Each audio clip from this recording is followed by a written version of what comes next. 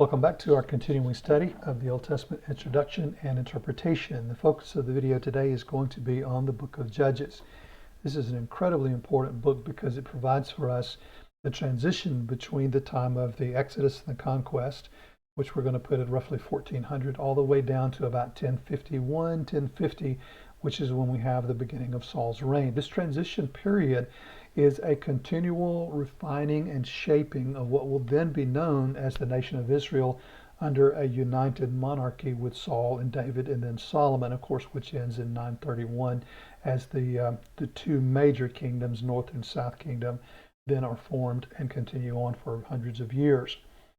This transition period is really, really helpful because it shows us how this nation is coming together. And a part of what you'll see as we get into the video is there's a great deal of discussion about the shape and the formation, the coalition that may have developed. Some people will call it an association.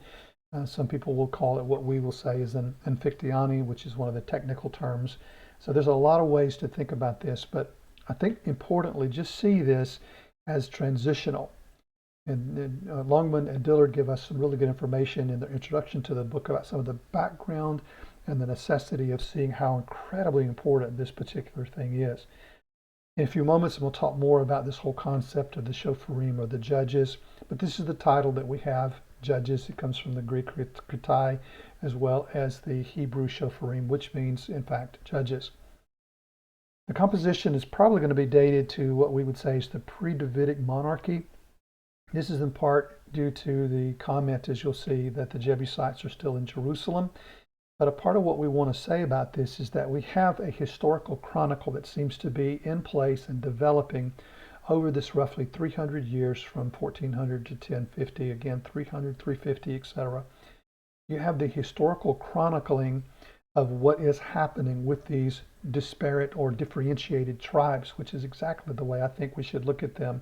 They are a loose association. They're not really united in the sense, certainly under a monarchy, but they have a great deal of autonomy, which is a part of the land allocation that was given to them in the previous books. And as they enter the land, conquer the land, and begin rolling that out.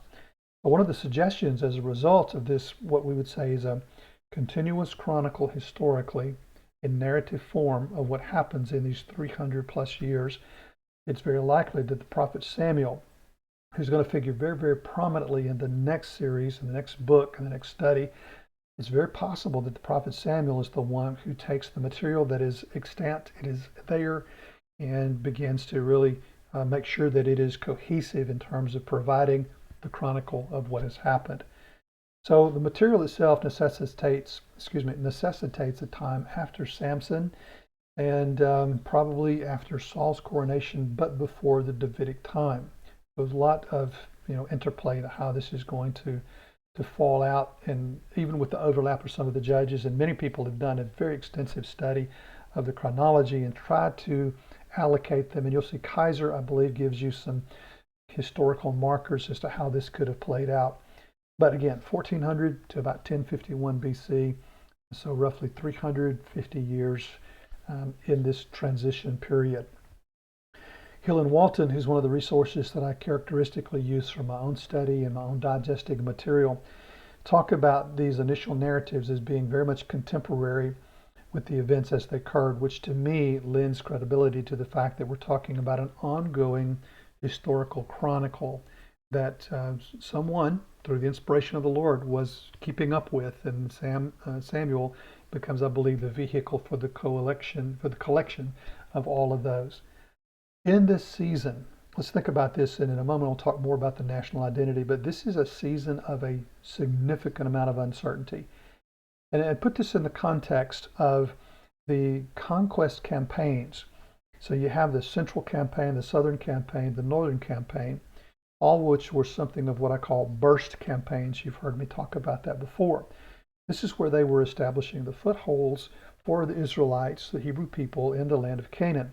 We also know, as you remember from the book of Joshua 13 follow it, chapter 13 and follow it, that there's more work to be done. So these footholds really give them the ability to continue then to either conquer and or influence and to bring into a healthy assimilation the remainder of the land of Canaan. So what you're going to find here in the book of Judges is you'll see the kind of the dispersion of all of these tribes into their allocations, one of which is going to actually travel from the south to the north, and that's going to be the tribe of Dan. But you see the dispersion of the tribes as they move into these pockets, their allocations of their land. And they're going to have some autonomy as a result of being given these geographical designations. What that means is that you still don't necessarily have a unified people. You have a people who in some ways have correlated and coordinated their effort, certainly in the Exodus, the wilderness, and then the initial conquest, but now they're going to have some autonomy. So the question then arises, well, how do they begin to form their national identity? So that when we get to the time of Saul and that first monarchy, they're together in terms of wanting to have an established monarchy. And so this book details for us some of these transitions, some of these connections, some of these correlations, and I'm going to say some of these associations between these tribes that bridge us from the Exodus, the conquest, then the land allocation where there's this autonomous but loose association into a moment in time where they're going to want, in fact, to have a king. Some of that takes place because I think you'll see the seasons of deliverance and the people are probably finally ready for the kind of stability that they think a king will provide, and they will find out that that is not necessarily going to be the case. So there is a great deal of discussion about the actual descriptions or designations for this Israelite identity, and the two that really seem to surface, and Kaiser's going to talk about this, and many others will as well. The two that's really come to the surface, the first of which now is virtually discounted completely. The first was the Israelite Amphictyony. And just the short and simple of it is this: it was a Greek Italian model. It was a model that was imported to describe what some would have liked to have seen as a cultic association primarily, where in other words the 12 tribes were all kind of focused around a central sanctuary. I don't think that really bears up textually. It certainly does not seem to bear up in that it's an inadequate model because it's an imported model. I don't think it's likely that they conformed themselves when they entered the land of Canaan to something of a Greek model. I think that's very unlikely that that's the case. Now, as a descriptive model, I think it's still inadequate because it really doesn't seem to reflect the biblical or textual evidence, because there's still a significant amount of autonomy even in terms of religious experience or religious practice. Their religious experience actually had been more or less uniform in the wilderness and then moving into the land of Canaan, but there's a fracturing of that to some degree that is going to begin to kind of re-merge a little bit later. The second major way that people typically think about this is the tribal association or league. I do not prefer the word league. I think primarily association is a far better term. This has been discussed by a number of scholars. Bright is one who discusses this as a loose tribal association. It doesn't have a national organization, doesn't seem to have a central government. And I think he's probably right about that. If we see the autonomy based upon the land allocation and the fact that it's the tribes that then kind of ask and require in some ways, but ask for participation from the other tribes, it seems to indicate that there is no centralized government over this. It is multiple tribes, 12, but without this organizational status central, and they have to then come together to, in essence, repel the oppressors. I think that's a really good way to think about it. It's an autonomous association that agrees to participate together when there's a common purpose that is to be shared. That seems to be the case. Now, I do think that there are some unifying aspects, one of which would be, in fact, the covenant and the law, which we know is the religious experience of the people as they have come up out of Egypt into the wilderness, as they then come into the land of Canaan. They have been given the covenant. There is very clearly a well-defined religious experience, and I would even say religious documents that should guide them. But we see that because of the autonomy that they seem to have, again, somewhat maybe because of the geographical allocations, maybe not, but I think that's a good possibility. Their religious practice actually probably ended up being a little bit more diverse than it should have been. But the covenant and its sanctions, to some degree, kept the people together. But I think the practice became much more localized.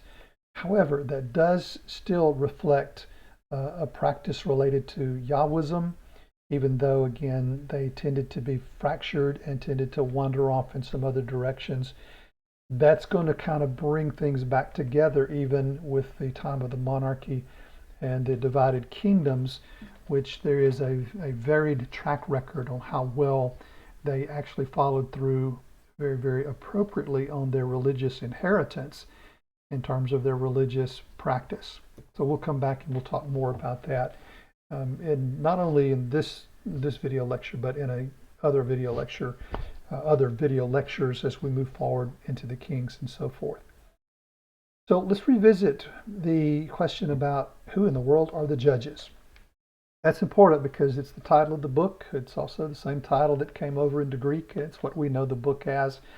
What do we mean when we say the judges? Well, it obviously comes from the word shafat, which means to judge, to administrate justice, to settle a case, but it also means to rule or to lead.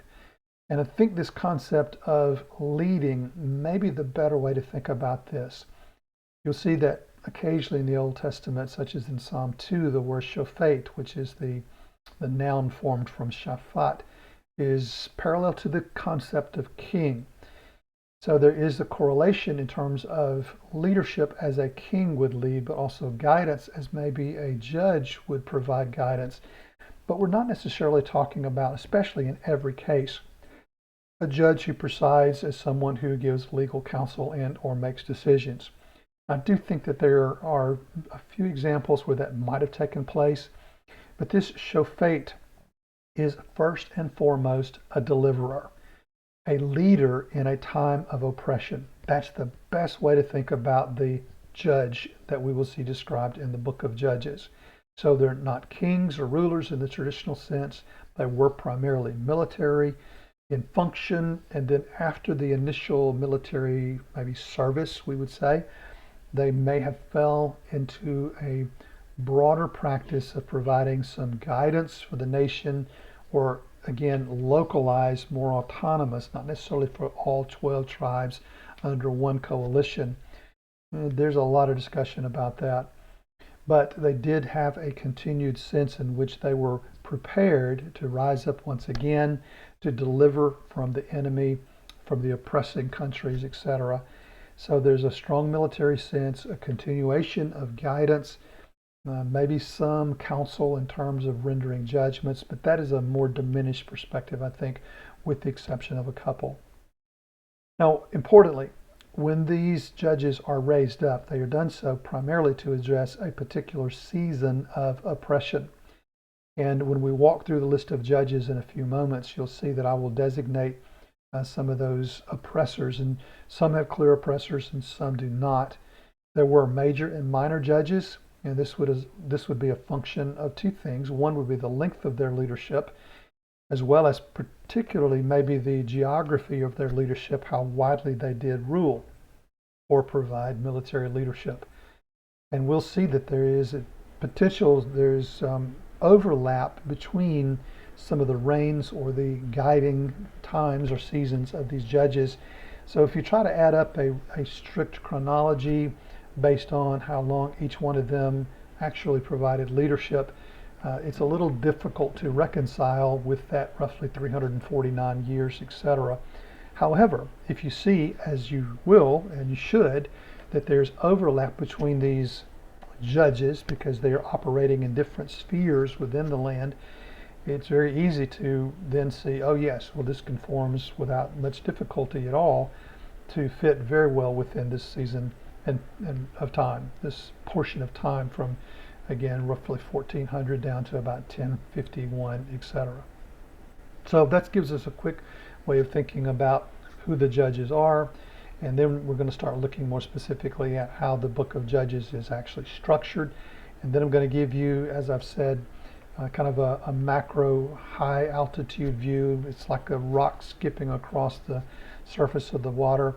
We're just going to skip across and pick up some very, very, very specific highlights.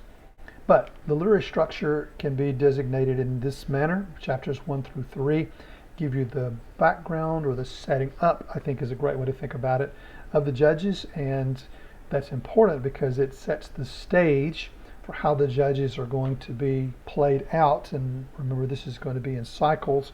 I'll give you some detailed information on cycles in just a moment.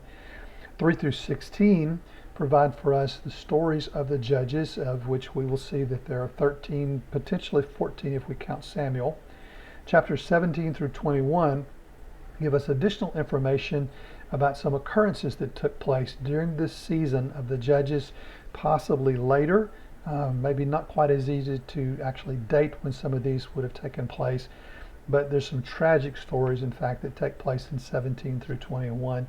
And as you'll see, there's actually some tragic stories, two in particular, with the Judges themselves. And that's the first would be with Jephthah, very, very tragic story. And then Samson is a tragedy, almost like a drama that's played out as a tragedy all by itself.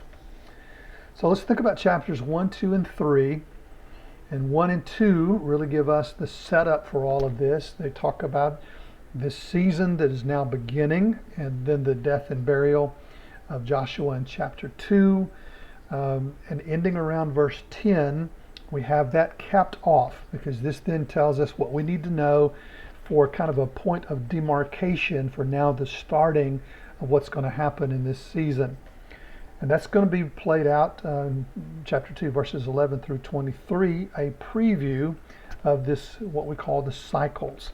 And it's going to walk you through, really, I think, very, very significantly, again, setting you up for what's going to happen in chapter 3 and following. So 1 and 2 into 3 gets you ready for how this is going to play out. And then, of course, we're going to move straight into what happens with specific persons that were known as the Judges, and Othniel will be the first of those. So what is this cycle that I keep talking about? It's well known, well defined. You've probably, hopefully, already read about it in Kaiser and or Longman and Dillard, because it is a significant feature in the book of Judges. Now let's just quickly say that we're not just simply talking about a literary feature that was redacted back upon the book of Judges to give it a stylistic form. No, I think what we see here is the practical implications of the human nature, in that individuals, as well as in this sense a corporate way, individuals and the nations typically follow just what human nature, which is so flawed, naturally does, which is at times to be faithful, to be dependent upon God, to trust God, and other times to be faithless, to not trust God to any great degree, to wander away from the Lord, only to realize that when we end up in the ditch, we need to get back right with God, and we call out and ask for forgiveness, and boom,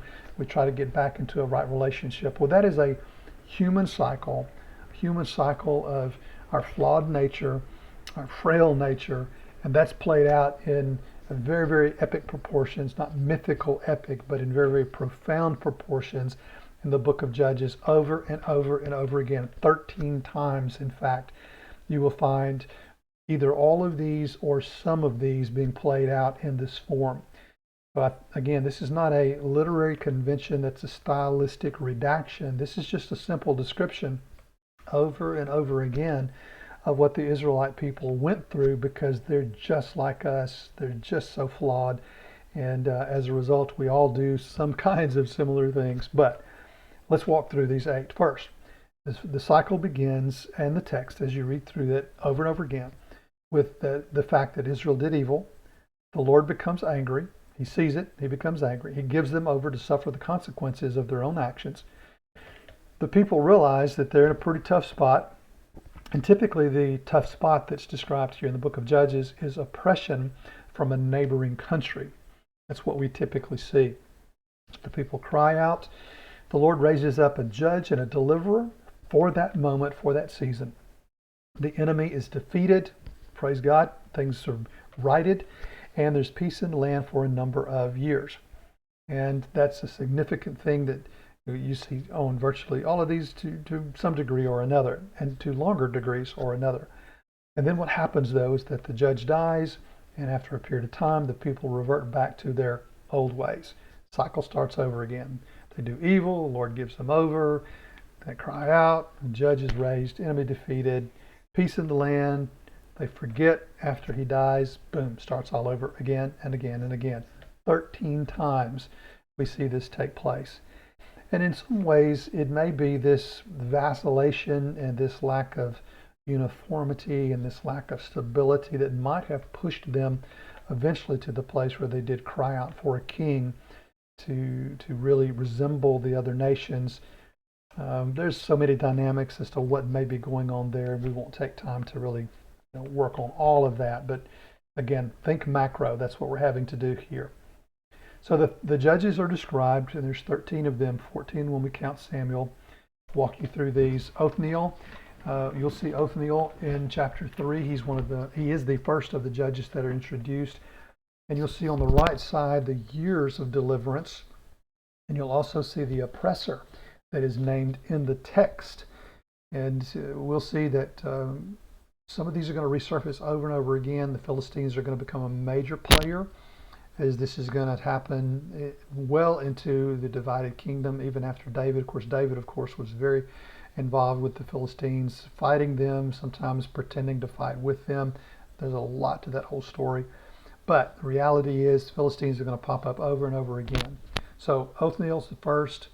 That's found in chapter 3. Ehud, chapter 3. Shamgar, chapter 3. Deborah. That's a fairly well-known name. You may be somewhat familiar with the story of Deborah. Then Gideon, one of the two top names that's most known in the book of Judges. And then Abimelech. And then we come to Tola, Yair, Jephthah. Jephthah is the other of the tragedies. Samson, of course, is the one that people most often probably think about, either Gideon or Samson. But Samson is the second major tragedy, but Jephthah is a very, very tragic figure, as well as the story that happens with his conquering his life. It's quite tragic. Ibzan, Elon, Avdan, and then Samson. And then 14, you'll see I have this in parenthesis because clearly Samuel operates as a judge, but he's not included in this book as the judges, so to speak. So you'll find that as we go into our study of Samuel, it's very realistic, very practical, very appropriate to call him a judge. And it is, in fact, it is to his great consternation that the people of Israel reject his guiding them, his judgeship, to seek then a king. And the Lord tells Samuel, do not necessarily be upset about this, because in reality they're not rejecting you, Samuel, they are rejecting me. That is the crux of the matter. So let's move into the first judge cycle, and this is going to be with Othniel, and this is the younger brother of Caleb. Caleb, of course, and Othniel himself were significant figures in the wilderness journey and the conquest. Caleb was one of those spies in Numbers 13 who viewed the land. He was also one who was allowed to live past the 40 years. Importantly, we have the introduction of the Baal, or as we would say it, Baal, and the Asherah. These were the gods of the Canaanites or the surrounding pagan countries, and Israel would be vacillating back and forth from authentic Yahweh worship to the worship of Baal and Asherah on and off throughout most of the history, not only with the monarchy, but with the divided kingdom as well. Chapters 4 and 5, the story of Deborah. Again, a fairly reasonably well-known story, particularly because at the end of this time, where Deborah had basically commissioned and commanded Barak to go out and march against Sisera, they defeated Sisera, who fled to the house of Heber, and it was there that the wife of Heber drove the tent peg through the head of Sisera, thus ended the oppression at that moment. But Deborah was the judge, a prophetess who actually judged at that time, and very, very well-known name. Again, in terms of prominence, probably Samson, Gideon, everybody knows those names. Most people would say, I know about Deborah. The other names people don't quite have the same kind of recognition with. Chapter 6 through 8, now we have the Midianites being introduced. Gideon is going to be the one who's going to deal with these Midianites. Call of Gideon is in chapter 6, and the story, just to abbreviate it very, very quickly, goes that as the Lord commissions him to go out and fight, it was whittled down to 300 men based upon those who lapped the water with their hands. Well-known story. Of course, Gideon is the story also of the fleece, the two fleeces. And so we often talk about Gideon's fleece or throwing out a fleece, asking the Lord to validate something by a sign. That all comes from right here. But Gideon was very successful. And as they stood upon the hillside, blew the trumpets, the Midianites were confused, began to fight against each other, routed, and departed, fled to Jordan, where they were then pursued and fully conquered. So Gideon, great story, chapters 6 through 8, and there's a lot of information that's in those chapters. Chapters 10 and 11 tell us the story of Jephthah, and this is tragic in a number of ways. Initially, of course, in that Jephthah was not received well, though he was a mighty warrior. He was the son of a harlot. The other sons forced him out. But when the Ammonites began to oppress Israel, the Gilead men asked for Jephthah, who was known as a significant warrior, to come in and to, in fact, fight on their behalf, which, in fact, he did. And the campaign against Ammon was successful.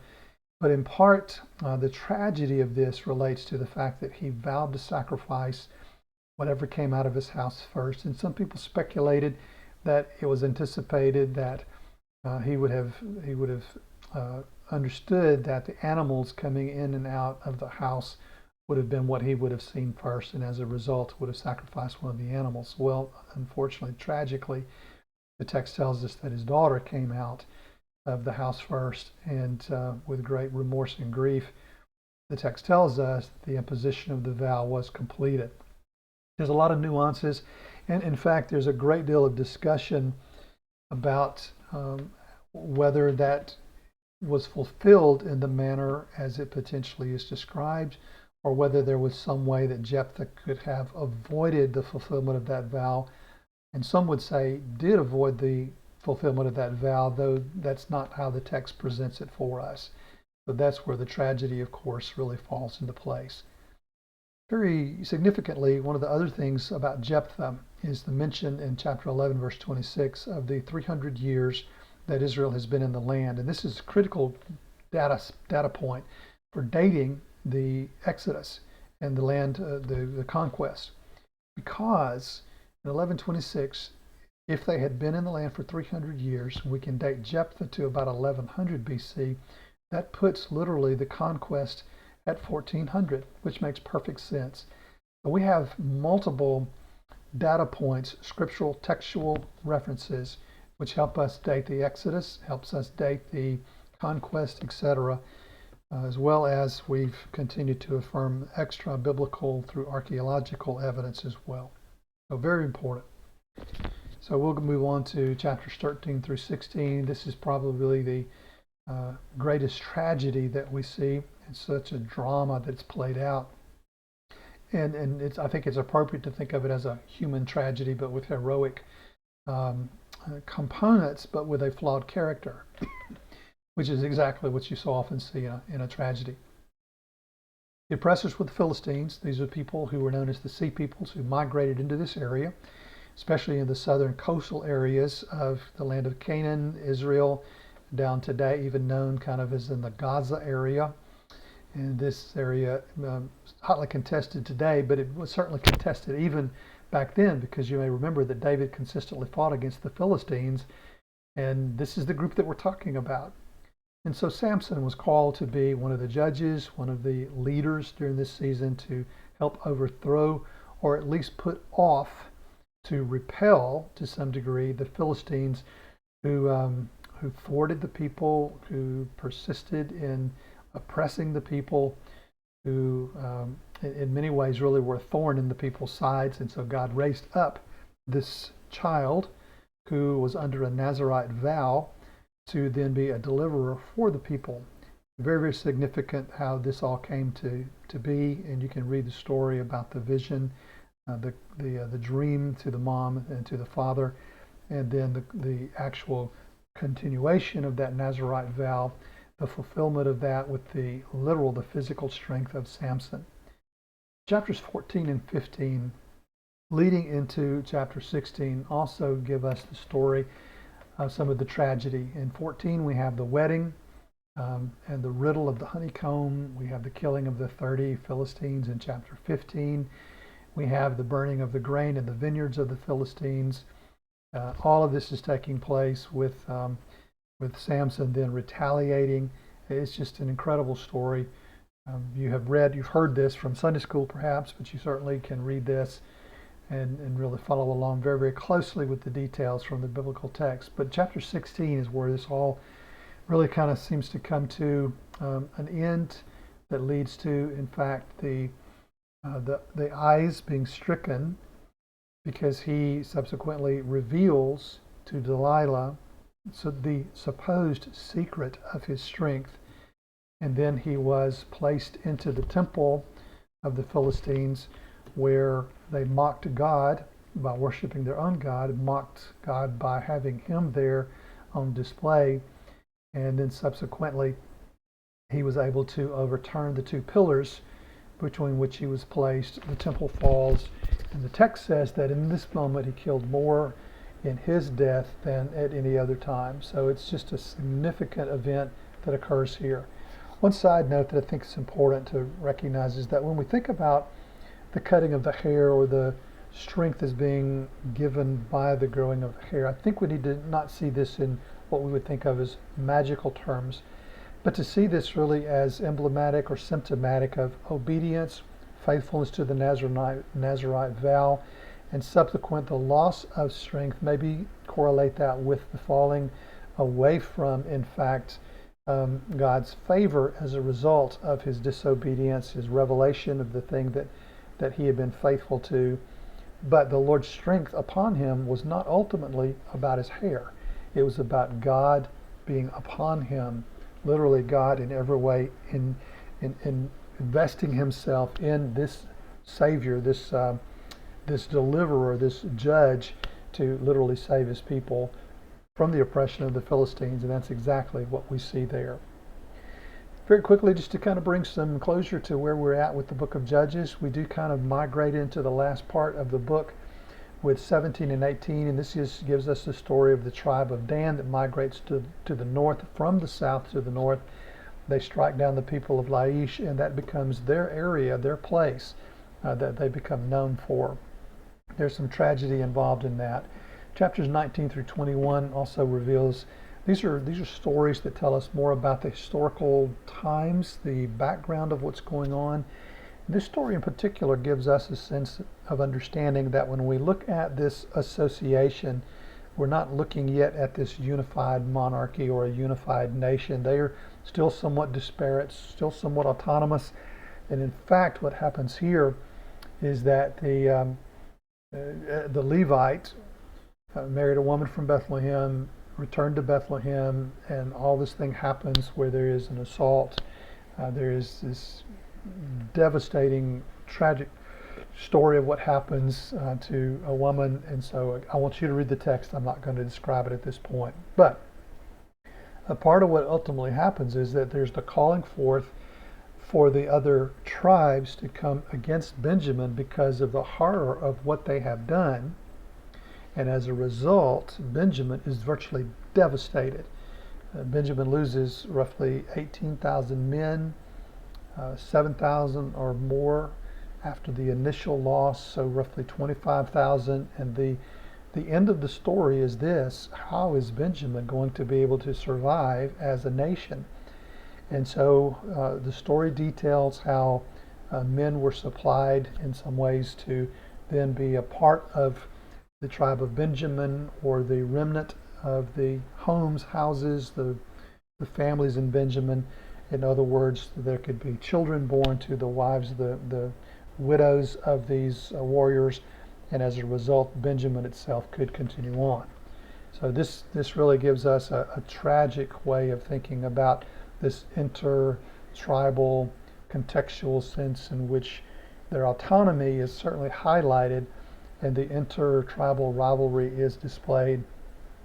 And all of this is going to kind of lead us, I think, to that moment or to that place where the nation is going to just really become more unified under one leader to seek what I think in some ways would be some stability in terms of the oppression from outside, some stability in terms of unity within, but then secondarily the ability to maybe, I think, begin to see a more authentic expression of the Yahwehism that they had been called to know and to experience and to practice as a result of the covenant and the laws and regulations that were given them.